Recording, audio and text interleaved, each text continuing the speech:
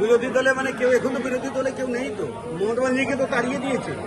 ওই যে বিরোধী দল ছিল তৃণমূল, তারাই তো মমতা ব্যানার্জিকে তাড়িয়ে দিয়েছে।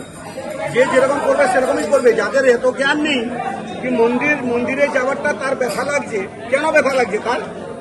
আজকে দেখুন আমাদের মোদিজির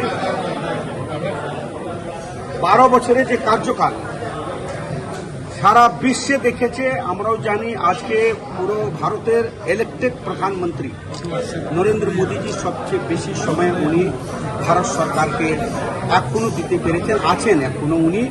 আর যতগুলো প্রকল্প উনি দিয়েছেন, ডিজিটাল ইন্ডিয়া থেকে নিয়ে বেটি বাঁচাও বেটি পড়াও, আয়ুষ্মান ভারত থেকে নিয়ে অনেকগুলো প্রকল্প আমাদের, অনেকগুলো যেমন বন্দে ভারত ট্রেন দিয়েছেন, আর আমাদের ডিফেন্সের দিকে অনেক কিছু করেছেন। প্রায় আমাদের কলকাতায় দেখুন গঙ্গা নিচের তলা থেকে মেট্রো দিয়েছে। তো আমাদের পশ্চিমবঙ্গের জন্য দেখুন 14,000 কোটি টাকা আবার দিলেন রেলের জন্য। তো আর এসেছিলেন 1 লাখ কোটি টাকার মতো পশ্চিমবঙ্গে খরচ করে রেলের জন্য দিয়েছে।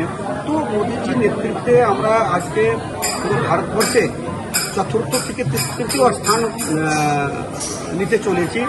আর আমরা ভারতীয় জনতা পার্টির কার্যকর্তারা, এমএলএ, বিধায়ক সকলে মিলে আমরা মোদীজির জন্য, ওনার দীর্ঘ আয়ুর জন্য ঠাকুরের কাছে কামনা করছি, প্রার্থনা করছি যাতে কি মোদীজিকে মানে সুস্থ থাকুক, যাতে কি আগামী দিন পশ্চিমবঙ্গে বা আমাদের ভারতবর্ষে প্রত্যেকটা মানুষ ওনাকে আরও পান।